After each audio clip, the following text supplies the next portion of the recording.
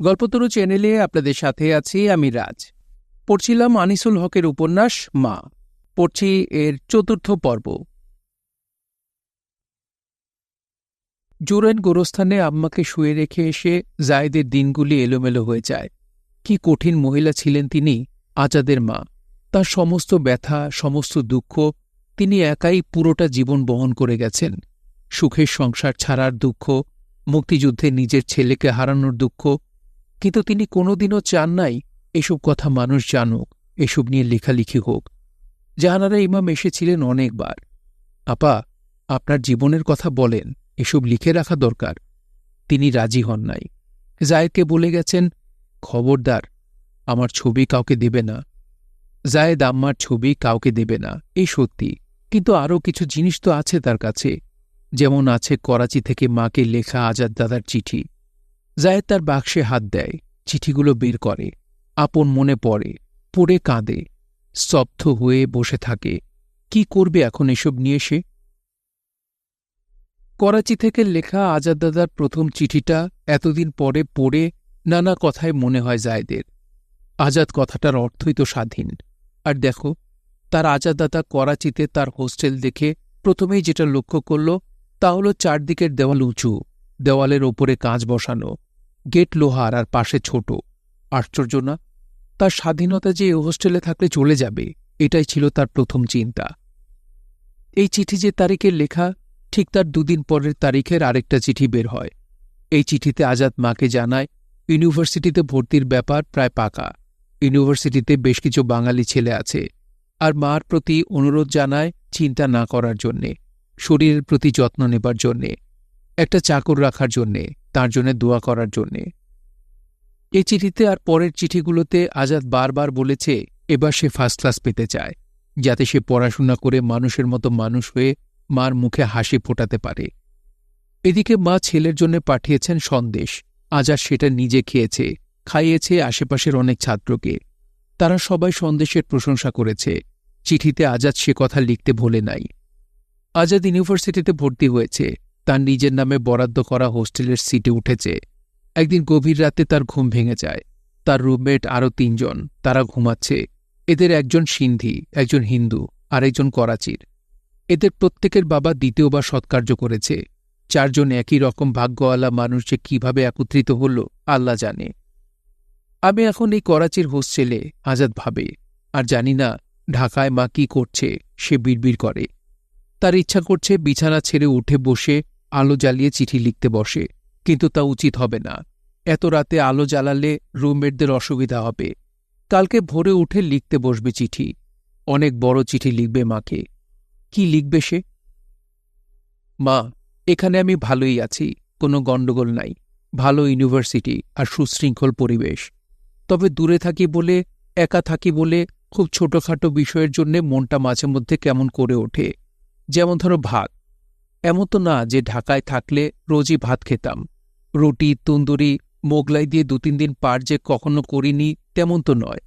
কিন্তু করাচিতে এসে ভাত জিনিসটা হোস্টেলের ডাইনিংয়ে খেতে পাচ্ছি না। ভাত খাবার জন্যে ৩ মাইল দূরে ইস্ট পাকিস্তান হোটেলে যেতে হবে। এটা যেন সহ্য হয় না।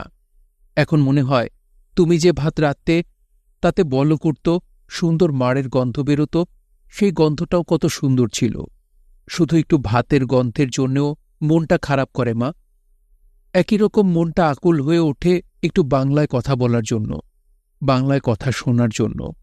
আমাদের হোস্টেলে যে কজন বাঙালি ছেলে আমরা ছড়িয়ে ছিটিয়ে আছি, তারা এখন একসঙ্গে হবার জন্য, একসাথে চলার জন্য, একটু বাংলায় কথা বলার জন্য, একটু বাংলা কথা শোনার জন্য আকুপাকু করি। রাস্তায় যদি কোনো পূর্ব পাকিস্তানের ট্যাক্সিওয়ালার সঙ্গে দেখা হয়, যদি তার সঙ্গে উর্দুতে কথা বলে খানিক্ষণ পথ চলার পরে জানতে পারি সে বাঙালি, কি আনন্দটাই না হয়। তার সাথে বেমালুম তখন বাংলায় কথা বলা শুরু করে দিই। মনে হয় ৭ জনমের আপন একজনকে পেলাম। এখন মনে হচ্ছে বাঙালি আমরা আরেক জাতি, ওরা পশ্চিম পাকিস্তানের উর্দুওয়ালারা আরেক জাতি। মুসলমান হলেই জাতি এক হয় না। এক যে হয় না, সেটা ওদের আচার আচরণেও টের পাওয়া যায়। ইতিমধ্যে আমার এক বন্ধু পেয়ে গেছি, রাওয়ালপিন্ডি বাড়ি, হিজাজি খান। সে খুব ভালো ছেলে, আমাকে খুবই পছন্দ করে। কিন্তু তা সত্ত্বেও আমি বলবো, পূর্ব পাকিস্তান সম্পর্কে পশ্চিম পাকিস্তানের লোকদের ধারণা হয় খুব খারাপ, নয়তো ধারণাই নাই। ওরা আমাদের মুসলমানও ভালোমতো মনে করে না, মানুষও ঠিক মনে করে কিনা সন্দেহ। পূর্ব পাকিস্তান থেকে এসেছি শুনলেই নানা রকমের তুচ্ছ তাচ্ছিল্য করে। আর আছে নানা রকমের বৈষম্য। পশ্চিম পাকিস্তানে না এলে বোঝা যাবে না বাঙালিদের ওরা কতভাবে বঞ্চিত করে রেখেছে। অ্যাডমিনিস্ট্রেশনে বাঙালি নাই বললেই চলে, সেনাবাহিনীতেও বাঙালি কম নেওয়া হয়। বার্ষিক বাজেটে পূর্ব পাকিস্তানের তুলনায় পশ্চিম পাকিস্তানের বরাদ্দ অনেক বেশি। আমাদের ঢাকার সাথে ওদের করাচির তুলনা করলে আকাশ পাতাল পার্থক্য আর বৈষম্য চোখে পড়ে।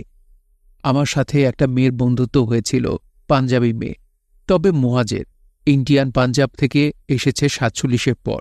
একদিন কতগুলো পাঞ্জাবি এসে বলল, খবরদার, বাঙালি হয়ে পাঞ্জাবি মেয়ের সাথে মিশবি না। তারা সব গুন্ডা ধরনের ছেলে।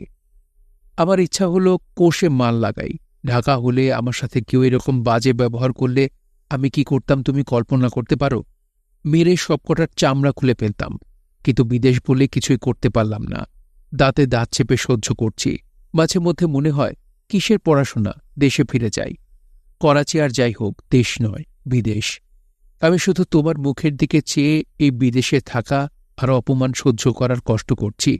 দোয়া করো যেন তাড়াতাড়ি পড়াশোনা শেষ করে দেশে ফিরে তোমার কষ্ট দূর করতে পারি। এসব ৭-৫ ভাবতে ভাবতে ভোর হয়ে আসে। আজানের ধ্বনি শোনা যায়। আজাদ ঘুমিয়ে পড়ে। সকালবেলা ক্লাস থেকে ফিরে এসে সে মাকে চিঠি লিখতে বসে যায়। চিঠি লেখার জন্য নীল রঙের প্যাড কিনে রেখেছে সে। নীল রঙের কালিতে লিখে, মা, চিঠি লিখতে দেরি হয়ে গেল বলে কিছু মনে করো না, কারণ একদম সময় পাই নাই। এখানে সবাই সব সময় ব্যস্ত থাকে। আমি এখন হোস্টেলে ভালোই আছি। আমাদের ক্লাস শুরু হয়ে গেছে। আমি এখনও রীতিমতো পড়াশোনা শুরু করি নাই। আমরা ৩ জন এক রুমে থাকি। এখানকার খাবার জিনিস মোটেই ভালো না। এখানে অনেক পূর্ব পাকিস্তানের বাঙালি ছেলে আছে এবং আমাদের আলাদা বাংলা সমিতি আর ক্লাব আছে। এখানকার মাস্টাররা খুব ভালো। এখানে নিয়ম করেছে যে ক্লাসে মাস্টারেরা উর্দুতে পড়াবে, কিন্তু আমাদের জন্য আলাদা ব্যবস্থা করা হবে আশা করি। উর্দুর জন্য খুব অসুবিধা হচ্ছে। দোয়া করো যেন অসুবিধা না হয়। আর তোমার শরীর কেমন আছে? নতুন কোনো খবর থাকলে বলো। চিঠির উত্তর দিও। এখন আসি। আমার জন্য চিন্তা করো না। ঠিকানা বাকফেরউদ্দিন Ahmed Chowdhury, block 2, room number 28, Karachi university hostel, Karachi 32। রাতের বেলা মনে মনে লেখা চিঠিতে সে কত কথাই না লিখেছিল। আর এখন দিনের আলোয় যখন সত্যি সত্যি মাকে সে চিঠি লিখতে বসেছে, তখন কিন্তু আর অত কথা লেখা হয় না। সংক্ষেপে গুছিয়ে মা যেন আহত না হন এমন কায়দা করে চিঠিটা লিখতে হয়। মানুষের মনের কথার মুখের কথাই এক হয় না। মনের কথার চিঠির কথা তো এক হওয়া আরও অসম্ভব। চিঠি পেয়ে মা চিন্তিত হন। আজাদ লিখেছে ওখানকার খাবার খুব খারাপ। কত খারাপ? হায়, আমার ছেলে ভাত পছন্দ করে। করাচিতে এখন সে ভাত পাবে কোথায়, মাছ পাবে কোথায়? আর দেখো তিনি নিজে কত রাঁধতে পছন্দ করেন, কতজনকে রেধে রেধে এই জীবনে খাইয়েছেন, আর তার নিজের ছেলে ভাতের জন্য আনচান করছে। তার দুঃখের যেন সীমা পরিসীমা থাকে না। আবার তিনি শাসন করেন নিজের মনকে। আজাদ করাচি গেছে পড়তে, ভালো রেজাল্ট করতে, ভাত মাছ খেতে নয়। বিদেশে গেলে কষ্ট তো হবেই। মহানবী সাল্লাল্লাহু আলাইহি সাল্লাম বলেছেন, জ্ঞান অর্জনের জন্য সুদূর চীন দেশে হলেও যাও। আরব দেশ থেকে চীন দেশে কেউ গেলে চাইনিজ খাবার দেখলে অজ্ঞান হয়ে যেতে পারে, কিন্তু তবু তাকে যেতে হবে, কষ্ট স্বীকার করতে হবে, কারণ সে গেছে এলম তালিম করতে। আর দেখো তো কাণ্ড, ওরা নাকি উর্দুতে পড়াবে। উর্দু তো ছেলে আমার একদমই জানে না। কেন বাবা, ইংরেজিতে পড়াতে পারো না? আজাদ খুব ভালো ইংরেজি জানে। এসব ৭-৫ ভাবেন আর তিনি লেগে যান চাল কুড়ে আটা বানাতে। তার সঙ্গে যোগ দেয় বাসার আর মেয়েরা। উড়ন গাইনে ভেজা চাল গুঁড়ো করা চলে, বেরিয়ে পড়ে সাদা আটা। তারপর সেই আটা নিয়ে সাফিয়া বেগম বসে যান পিঠা বানাতে, বাঙালি পিঠা। মা এখন তকে তকে থাকেন কে করাচি যাবে। তার হাত দিয়ে তিনি পিঠাটা মিষ্টিটা পাঠিয়ে দেন।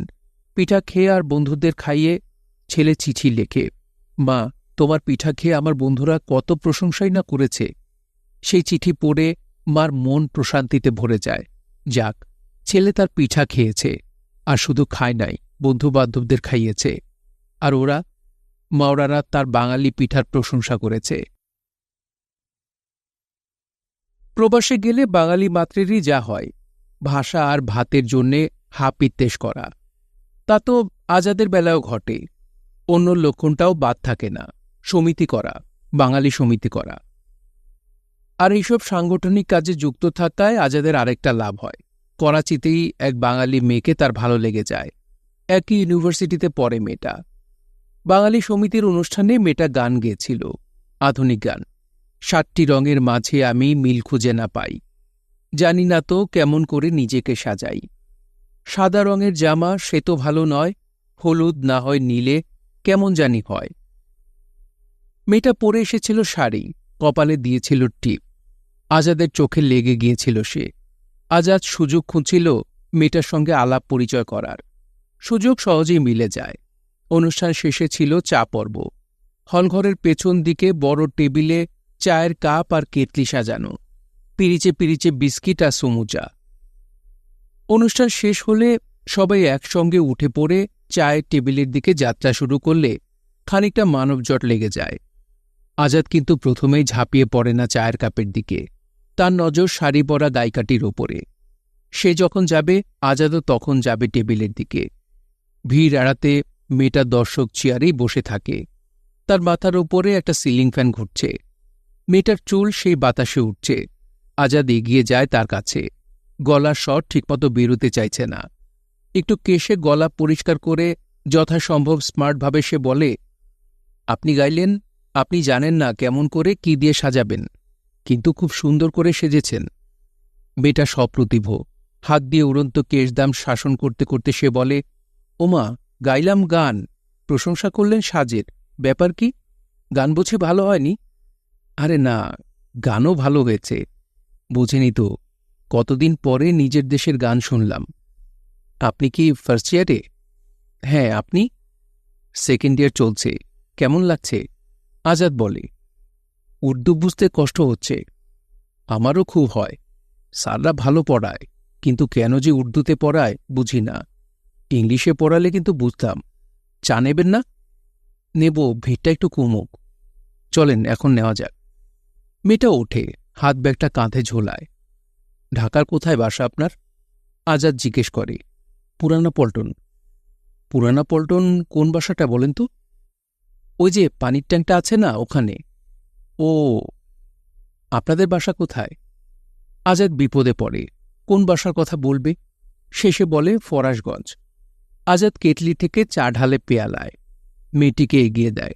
নিজে নেয় এক কাপ। তারপর দুজনে এক কোণে দাঁড়িয়ে চায়ের কাপে চুমুক দিতে থাকে। আর বেশি গল্প করা যায় না। অন্য ছাত্ররা এসে পড়ছে। চা নিয়ে, সামুচা নিয়ে আশেপাশে দাঁড়িয়ে পড়ছে। মেয়েটাও তার পরিচিতজন ক্লাসমেটদের সঙ্গে কুশল বিনিময় করছে। আজাদ চায়ের কাপ হাতে তার বন্ধুদের দিকে এগিয়ে যায়। বাসার, রানা, কায়েসরা সব একসঙ্গে। তাদের সঙ্গে গল্পগুজবে নিজেকে নিয়োজিত করে সে। বাসার বলে, আজাদ, তোমার সাথে আগে থেকেই আলাপ ছিল নাকি মিলির? আজাদ বলে, হ্যাঁ, ওই তো পুরানা পল্টনে বাসা, আপনি চিনবেন। বাসার বলে, আমি চিনব কি করে? টাঙ্গাইলে বাড়ি হলে না চিনতাম। আজাদ বলে, আমি ওদের বাসায় আগেও গেছি। ওর মাকে খালামা বলে ডাকি। মেয়েটা কাছে আসে। আজাদ বলে, শোনেন, আপনার সাথে পরিচয় করে দিই। ইনি হলেন আবুল বাসার, ইনি হলেন রানা, আর ইনি মিলি। খুব ভালো গান করেন, ফার্স্ট ইয়ারে ভর্তি হয়েছেন। মিলি বলে, তা তো হলো, কিন্তু আপনি তো আপনার নামটাই বললেন না, নিজের পরিচয়টা আগে দেন। আমার নাম আজাদ। ঠিক আছে, আপনার নামটা জানার জন্যই আমি আবার এদিকটা এলাম। মিলি চলে যায়। রানা আজাদের গায়ে চাপড় মেরে বলে, তুমি তো দেখি 1 নম্বরের গুলবাজ। উনি তোমার নামই জানেন না, আর বলছো বাসায় অনেকবার গেছ। গেছি, কিন্তু ও আমার নাম ভুলে গেছে। মিলির সঙ্গে দেখা হওয়ার পরে, কথা হওয়ার পরে আজাদের নিজেকে কেমন যেন তুচ্ছ লাগতে শুরু করে। মনে হয় এ জীবনের কোনো মানে নাই। মনে হয়, ইস, আবার যদি তার দেখা পাওয়া যেত। আবার কবে বাঙালি সমিতির অনুষ্ঠান হবে? সে মনে মনে মিলির সঙ্গে কথা বলে। রাতের বেলা বই নিয়ে পড়ছে। খানিক্ষণ পরে হুঁশ হয়, আসলে সে পড়ছে না, মিলির কথা ভাবছে। সে ইউনিভার্সিটি ক্যাম্পাসে নিজের অজান্তেই খুঁজতে থাকে মিলিকে। ইস, যদি আরেকবার মিলির দেখা পাওয়া যায়। দেখা না পাওয়ার কোনো কারণ নাই। ওদের ক্লাস যেখানে হয় সেখানে 2-1 বার ঘুরঘুর করতেই মিলিকে করিডোরে দেখতে পাওয়া যায়। কি আশ্চর্য, মেয়েটা তার চোখে পড়ার সঙ্গে সঙ্গেই আজাদের বুক কাঁপতে থাকে। কেমন আছেন? আজাদ গলায় যথাসম্ভব জোর এনে বলে। মিলি চোখ তুলে তাকায়। বাংলায় তার সঙ্গে কথা বলে কে রে? আরে, এ তো সেদিনের ছেলেটা। বাবা, আজকে তো আরও চমৎকার ড্রেস পরে এসেছে। মিলি মনে মনে তারিফ করে। ভালো, আপনি ভালো? মিলি বলে। আছি। আপনার আরও ক্লাস আছে? না, ক্লাস শেষ, বাসায় চলে যাব। বাসাটা কোন দিকে জানো? PCH, আমার খালার বাসা। ওদের সঙ্গে থাকি আমি। আরে, ওদিকে তো আমিও যাব। ওখানে আমার এক বোনের দেওর থাকেন। চলেন তাহলে, আমি একটা বাস ধরব। আমিও। বাস স্টপে দুজনে গিয়ে দাঁড়ায়। আজ রোডটা ভীষণ চড়া। মিলি বলে, আমি যদি ছাতা বের করি আপনি মাইন্ড করবেন না তো? না, মাইন্ড করব কেন? রোদ লেগে আপনার রং ময়লা হলে তো জাতির ক্ষতি। মানে? মানে বাঙালি মেয়ে তো এখানে বেশি নাই। আপনি আছেন, আপনাকে দেখতে সুন্দর লাগছে। আমরা সব বাঙালি ছেলেরাই সেটা নিয়ে গর্ব করতে পারি। আপনার রং যদি একটু রোদে পড়ে যায় তাহলে সেটা আমাদের ন্যাশনাল লস না? আপনি তো বেশ সুন্দর করে কথা বলেন। মেয়ে পটানো কথা কার কাছ থেকে শিখেছেন? মনে হয় জন্মগত প্রতিভা। আজাদ হাসতে হাসতে বলে বটে, তবে তার এই প্রতিভাটার জন্য সে তার জন্মদাতা পিতাকেই কৃতিত্ব দিতে প্রস্তুত আছে। দুজনে এক বাসে ওঠে, গল্প করতে করতে যায়। একই স্টপেজে নামে তারা। মিলি বলে, আপনি কোন দিকে যাবেন? আজাদ বলে, এই তো এই রাস্তা, সামনের দুটো লেন পরেই বাসাটা। আজাদ তাড়াতাড়ি করে যা হোক একটা কিছু বলে। মিলি বলে, আমি তো যাব উল্টো পথে। আসবেন আজকে আমাদের বাসায়? মনে মনে আজাদ বলে, যাব, 100 বার যাব। মুখে বলে, না আজ না, আরেক দিন আসি না। তারপর সামনে গিয়ে একটা বাড়ির আড়ালে দাঁড়িয়ে থাকে, চুপিসারে তাকিয়ে থাকে মিলির চলে যাওয়ার দিকে। তার মনে হয় প্রতিটা পদক্ষেপে মেয়েটা সমস্তটা পথকে ধন্য করে দিয়ে চলে যাচ্ছে। তার মনে হয় ওই পথের ধুলোগুলো কতটা ধন্য হয়ে যাচ্ছে তার পদস্পর্শ পেয়ে। মিলি অদৃশ্য হয়ে গেলে সঙ্গে সঙ্গে সে উল্টো পথে হেঁটে আবার ফিরে যায় বাস স্টপেজে। কিসের বোন আর কিসের দেবর। আবার বাঙালি সমিতির অনুষ্ঠান করার জন্যে আজাদ মরিয়া হয়ে উঠেছে। আসলে এই সুযোগে সে যেতে চায় মিলিদের বাসায়, তাকে অনুষ্ঠানে গান গাইতে বলতে। তাছাড়া একটা কোরাসও রাখা উচিত। ধনধান্য পুষ্প ভরা গানটা হতে পারে। তা কোরাস গাইতে হলে তো রিহার্সাল লাগবে নাকি? এইসব ছুতোয় আজাদকে যেতে হয় মিলির বাসায়। মিলির খালার সঙ্গে তার পরিচয় ঘটে। খালা জানতে চান আজাদের সম্পর্কে, তার বাবার নাম। আজাদ জানায়। সঙ্গে সঙ্গে মিলির খালা ঝলমলিয়ে ওঠেন। ইউনুস চৌধুরীর ছেলে তুমি? বাপরে! আজাদ চলে গেলে খালা শতমুখে বলতে থাকেন, ওরে বাবা, মিলি তুই জানিস না ওরা কত বড় লোক। মিলি রোজ ক্লাস শেষে বাঙালি সমিতির রিহার্সেলে আসে।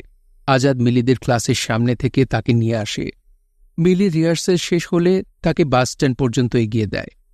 বাসার রানা, কায়েস, আজাদের ঘনিষ্ঠ বন্ধুরা আজাদকে ধরে। আজাদ, তুমি তো কিল্লা পদে করে দিয়েছ, আমাদের খাওয়াও। খেতে চাইলে খাবে, এর সাথে অন্য কোনো কিছুকে মিলিও না, আজাদ জবাব দেয়। মিলিও না মানে কি? রানা বলে। মিলিও না নয়, কথাটা হবে মিলিও। হ্যাঁ। খাওয়ানোর বেলায় মায়ের মতোই দিলদরিয়া আজাদ। সোদ সাহেব বন্ধুদের নিয়ে যায় গ্র্যান্ড জাহাঙ্গীর হোটেলে, কাবাব তন্দুর খাইয়ে দেয় ভরপেট। মাকে চিঠি লিখে মিলির কথা জানায় আজাদ। মা ছাড়া এই পৃথিবীতে কে আছে আর তাকে তো অবশ্যই তার জীবনের সব কথা বলতে হবে। মা মনে মনে খুশিই হন। ছেলের বউয়ের জন্যে তিনি অনেক ভরি গয়না আলাদা করে রেখে দিয়েছেন। এগুলো বউয়ের হাতে দিতে পারলে না তা শান্তি। কিন্তু একদিন হঠাৎ করেই ক্লাসে আসা বন্ধ করে দেয় মিলি। আজাদ যায় মিলির খালার বাসায়। মিলির খালা বলেন, মিলির তো বিয়ে হয়ে গেছে, হঠাৎই ভালো সম্বন্ধ এসেছে, বিয়ে দিয়ে দিয়েছি। ছেলে বাঙালি, লাহোরে পোস্টিং। আশ্চর্য তো, মিলি আমাকে কিছুই বলল না। বলবে কি করে? ও জানে নাকি? আমরাই জানি না। ব্যাপার আজাদ এইটুকুনি শুধু জানতে পারে, বেশি কিছু নয়। কিন্তু এর মাধ্যমে আজাদের বন্ধুরা জেনে যায় আজাদের বাবা যে দ্বিতীয় বিয়ে করেছেন এই খবর, আর তার বাবার সঙ্গে আরও মেয়ে সম্পর্ক আছে, এ ধরনের গুজব মিলিদের বাসায় গিয়ে পৌঁছেছিল। মিলির বাবা মা তাই চান নাই আজাদের সঙ্গে মিলির কোনো সম্পর্ক হোক। সে কারণেই তড়িঘড়ি করে বিলিকে বিয়ে দিয়ে দেওয়া হয়েছে, আজাদকে জানতেও দেওয়া হয় নাই। 1965 সালে পাকিস্তান ভারত যুদ্ধ বেঁধে যায়। করাচিতে ব্ল্যাক আউট হয় মাঝে মধ্যেই। আজাদের এই অন্ধকার সহ্য হয় না। অন্ধকার হলেই তার মনে পড়ে যায় মিলির কথা। মেয়েটা তার চোখের দিকে তাকিয়ে কথা বলত। তার দু চোখে সে দেখতে পেয়েছিল মুগ্ধতা। এমনকি আজাদের মধ্যে কি কি দেখে সে পটে গেছে এসব নিয়েও সে কথা বলেছিল। তাহলে সে হঠাৎ এভাবে নিরুদ্দেশ হয়ে যেতে পারল? মেয়ে মাত্র কি অভিনেত্রী? শুধু মিলি প্রসঙ্গ নয়, তার খারাপ লাগে যখন মনে পড়ে পরীক্ষার রেজাল্ট। পরীক্ষা সে তত খারাপ দেয় নাই, কিন্তু তার রেজাল্ট তেমন ভালো হয় নাই। এটা সে কিছুতেই মেনে নিতে পারে না। স্যাররা কি বাঙালি বলে তাকে কম নম্বর দিয়েছেন? এটা কি হতে পারে? তাও কি হয়? তার খারাপ লাগে। চারদিকে অন্ধকার। ইন্ডিয়ান বিমান আসবে এই ভয়ে। মরার বিমান আসে না কেন? কেন মাথায় বোমা মেরে সবকিছু ধ্বংস করে দেয় না? একটা মোমবাতি জ্বালাবে নাকি সে? না, জ্বালাবে না। এই অন্ধকারই তার ভালো লাগে। আজাদ নিজেকে ভুলিয়ে রাখতে আরও বেশি করে বাঙালি সমিতি আর বাংলা ক্লাবের সঙ্গে নিজেকে যুক্ত করে ফেলে। পাকিস্তান ভারত যুদ্ধের পর ভারত বিরোধীরা ধোঁয়া তুলে রেডিওতে রবীন্দ্রসঙ্গীত থেকে শুরু করে হিন্দুর লেখকদের গান প্রচার করা, দেশে ভারতীয় বই আমদানি করা ইত্যাদি নিষিদ্ধ ঘোষণা করা হতে থাকে। সিনেমা হলে আর আসবে না উত্তম সুচিত্রার ছবি। এরই প্রেক্ষাপটে আসে 21শে ফেব্রুয়ারি। পূর্ব পাকিস্তানে 21শে ফেব্রুয়ারির মহাসমারোহে পালিত হচ্ছে শুনতে পেয়ে করাচিতেও বিশ্ববিদ্যালয়ের বাঙালি ছেলেরা বাঙালি সমিতির মাধ্যমে জোরে সোরে 21শে ফেব্রুয়ারির অনুষ্ঠান পালন করে। দুদিন অনুষ্ঠান হয়। একদিন ছিল আলোচনা অনুষ্ঠান, আরেকদিন সাংস্কৃতিক অনুষ্ঠান।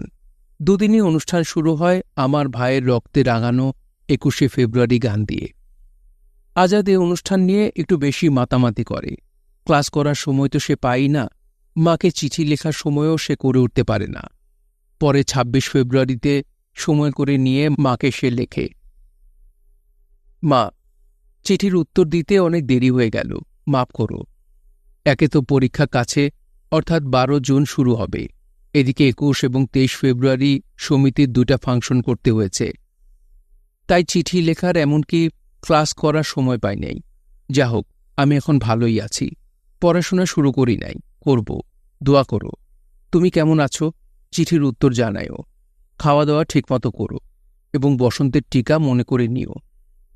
আর সেই যে একটা মেয়ের কথা লিখেছিলাম, ওর বিয়ে হয়ে গেছে। জীবনের একটা বিরাট দিক আমি হারালাম, আর পাব না। আমি বুঝতে পারছি না, আমার সব ব্যাপারে কপাল খারাপ। জীবনের শান্তি বোধহয় মৃত্যু পর্যন্ত পাব না। দোয়া করো যেন মনে কিছু শান্তি পাই। চারদিক থেকে অশান্তি আমাকে ঘিরে রেখেছে। যা হোক, এখন আসি। ইতি তোমার আজাদ। এ চিঠির জবাবে মা লেখেন, ফাংশন নিয়ে ব্যস্ত হওয়ার দরকার নাই। আজাদকে তিনি মনে করিয়ে দেন করাচিতে তাকে পাঠানো হয়েছে লেখাপড়া করার জন্য, ভালো রেজাল্ট করার জন্য। অন্য কোনো কিছু করে সে যেন সময় নষ্ট না করে। মা আরও লেখেন, পড়াশোনা করে মানুষ হলে তুমি মাকে খাওয়াবে, পড়াবে, ভালো রাখবে। এই আশায় আমি তোমাকে পড়তে বলছি না। তোমার নিজের জন্যই তুমি পড়াশোনা করবে, ভালো রেজাল্ট করবে, মানুষের মতো মানুষ হবে, মাথা উঁচু করে দাঁড়াবে। চৌধুরী সাহেব আজাদকে করাচি পাঠিয়েছিলেন আসলে দুটো উদ্দেশ্যে। এক, ছেলের ভালো লেখাপড়া হোক। দুই, আজাদের মা দুর্বল হোক। প্রথমটা হয়তো ভালোই চলছে, কিন্তু দ্বিতীয়টা?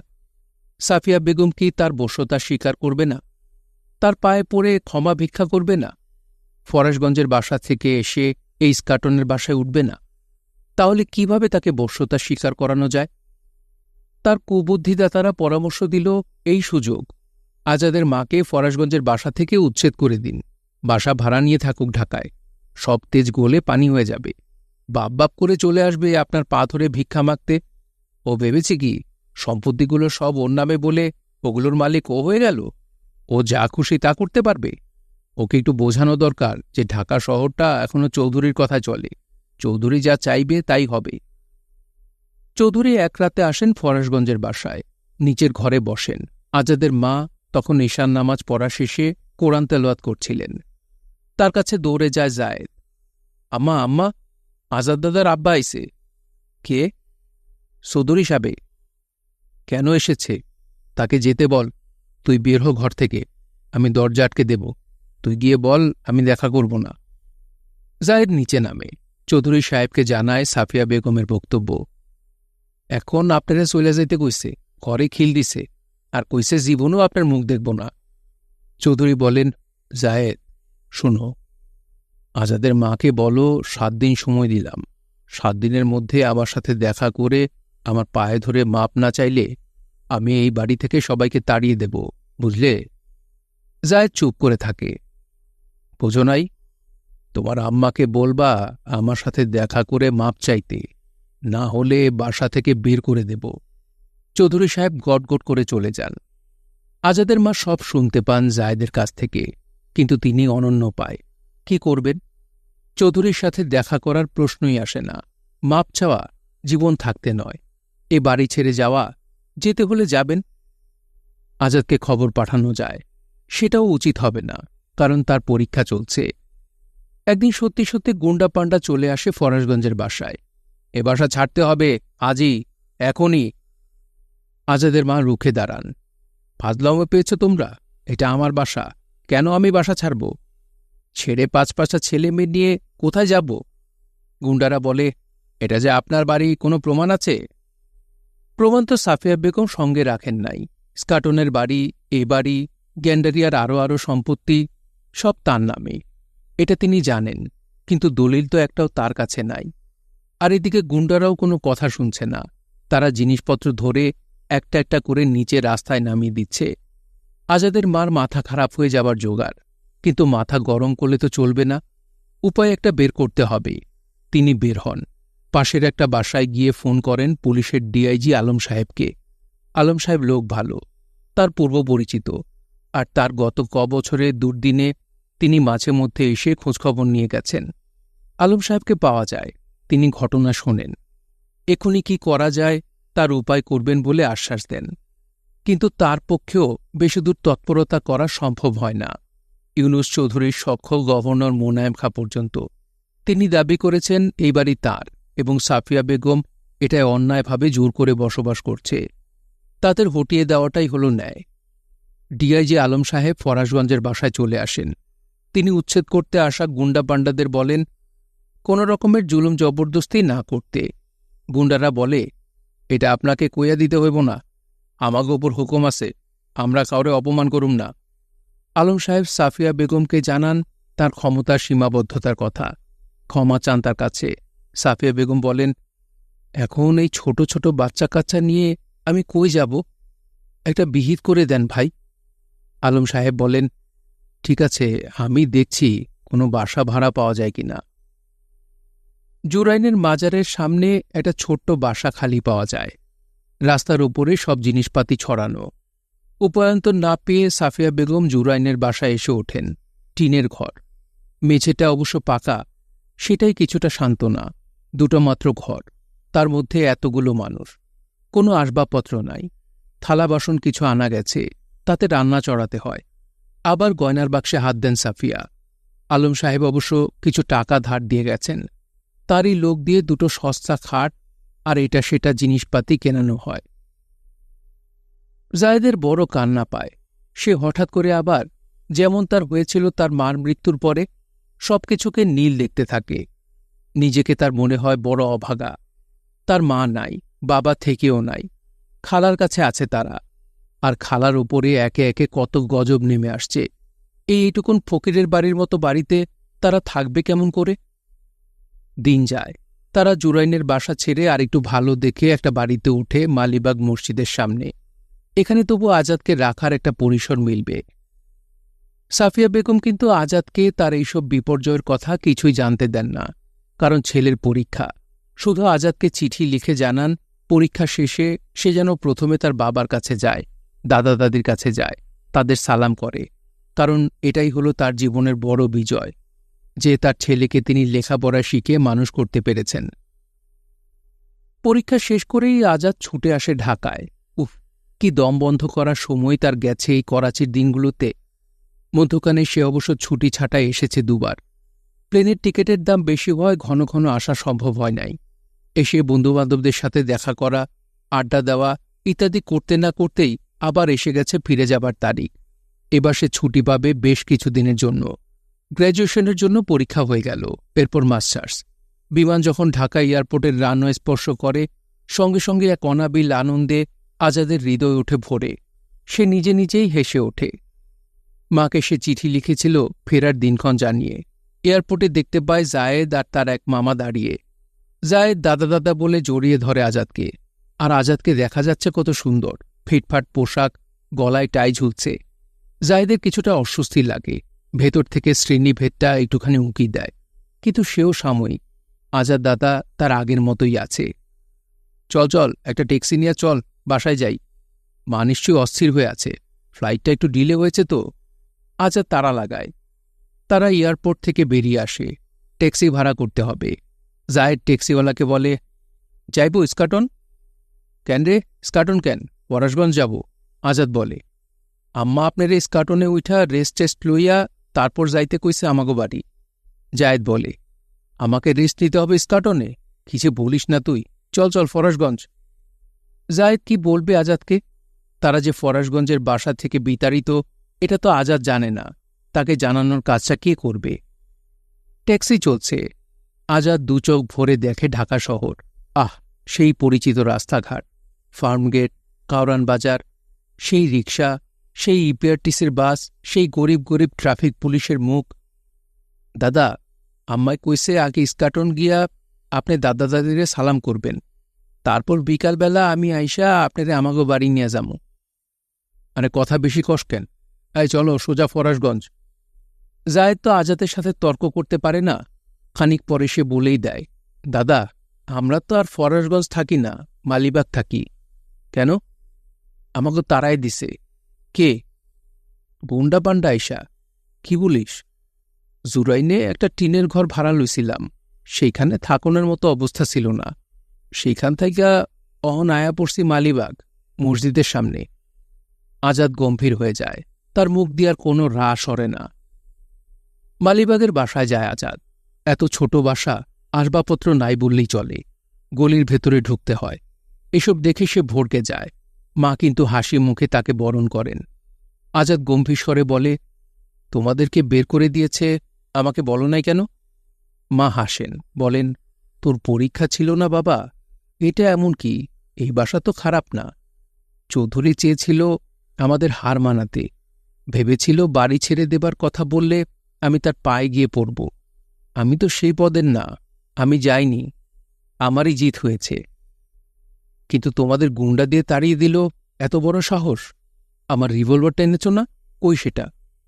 মা আরও শান্তভাবে হাসেন, বলেন, রিভলভার দিয়ে কি করবি? আমি যাই তার কাছে, গিয়ে জিজ্ঞেস করি তার স্ত্রীকে অপমান করার আগে সে ভেবেছে কি ভাবে নাই যে তুমি আমার মা। আমার মাকে অপমান করে, তার এত বড় সাহস! আজাদ উঠে পড়ে। ডালু কই?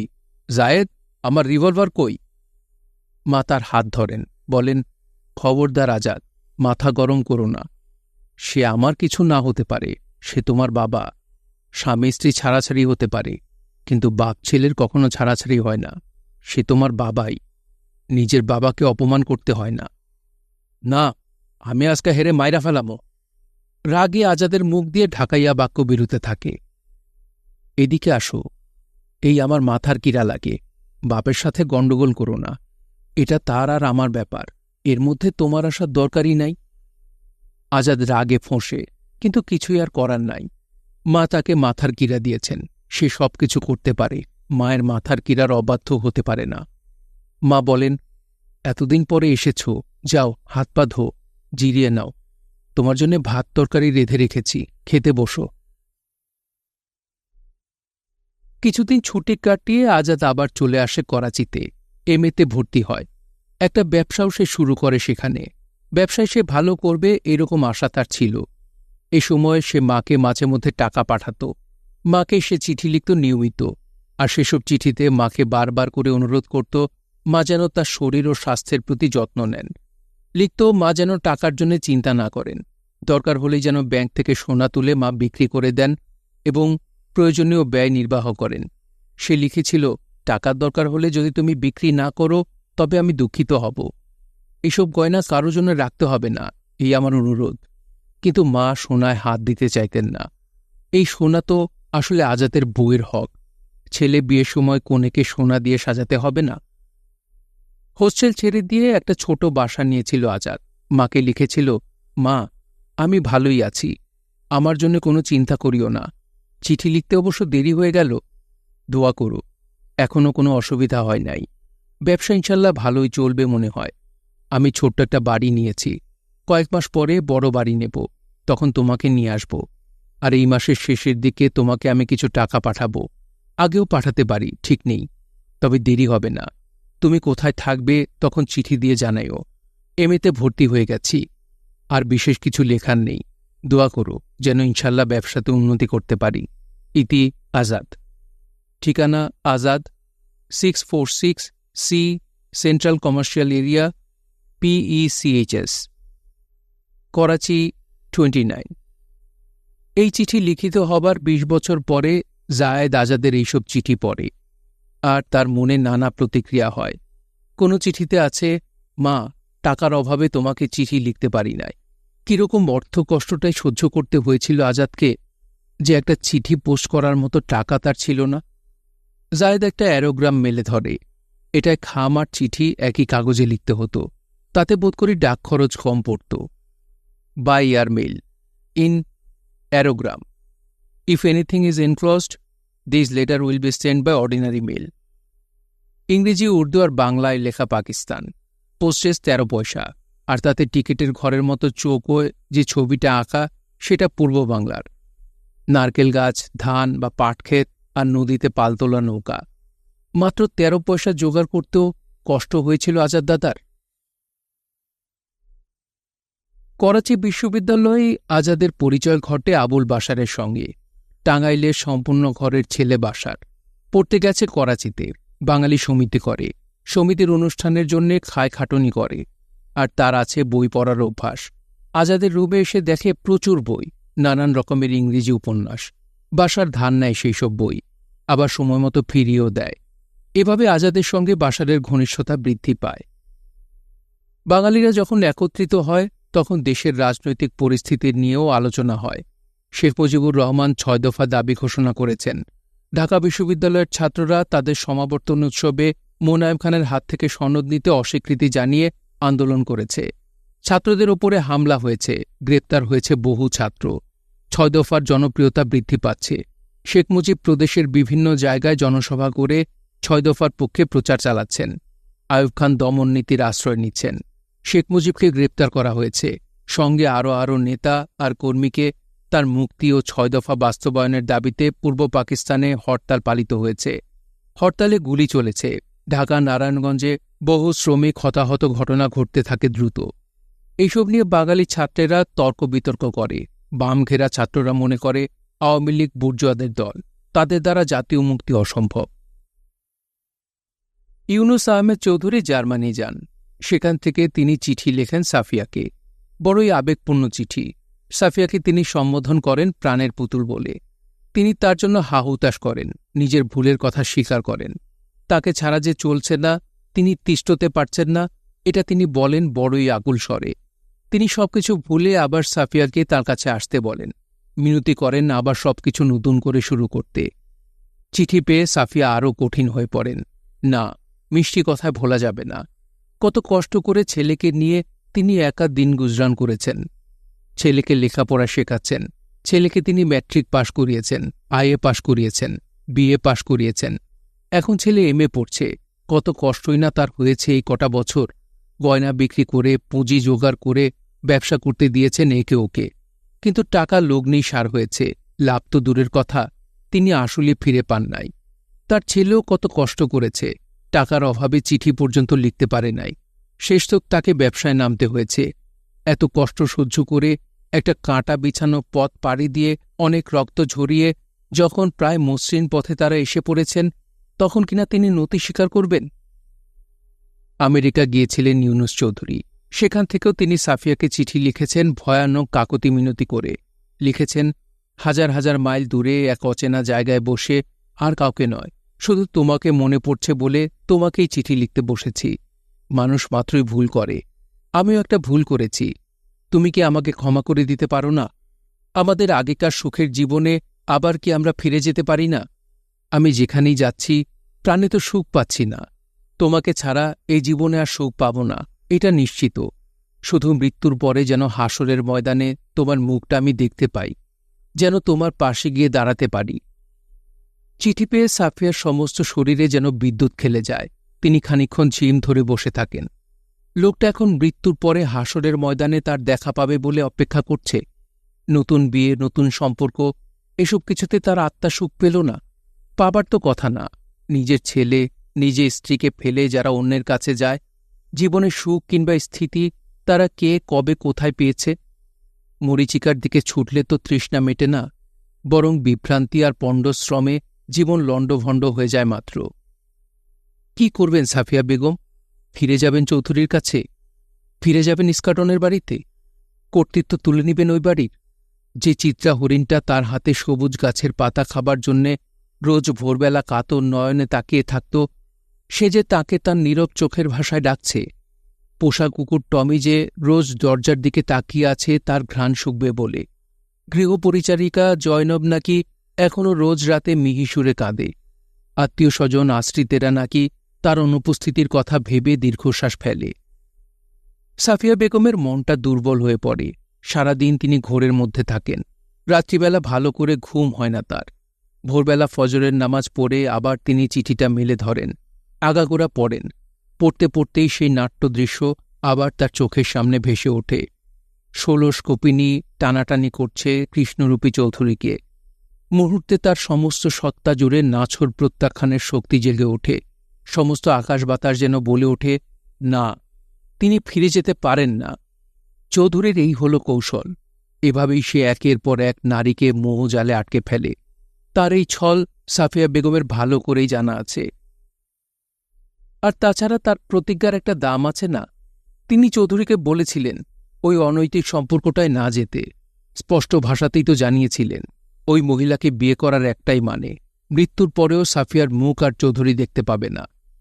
সাফিয়া বেগম তার স্বামীর দ্বিতীয় বিয়ের পরে আরও ২৪ বছর বেঁচে ছিলেন। তিনি তার কথাটা আশ্চর্য রকমভাবে রাখতে সক্ষম হয়েছিলেন। একই শহরে তারা ছিলেন ২৪টা বছর।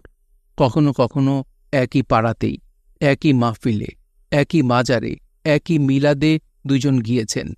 এরকম একাধিকবার হয়েছে, কিন্তু আশ্চর্য হলেও সত্য যে কেউ কারো মুখ দেখতে পান নাই। জায়েদ এ কথা স্মরণ করে। তার মনে পড়ে আম্মা বলতেন, পাবে না রে, পাবে না, আমার মুখ সে বেঁচে থাকতে দেখতে পাবে না। শুনছিলেন আনিসুল হকের উপন্যাস মা। পড়ছিলাম এর ৪র্থ পর্ব। উপন্যাসটি আপনাদের কাছে কেমন লাগছে তা অবশ্যই কমেন্ট করে আমাদেরকে জানাতে পারেন। ভালো লাগলে একটি লাইক করবেন, চাইলে শেয়ার করে অন্যকে শোনার সুযোগ করে দিতে পারেন। সবাই ভালো থাকবেন, সুস্থ থাকবেন এবং গল্পতরুর সঙ্গেই থাকবেন। ধন্যবাদ।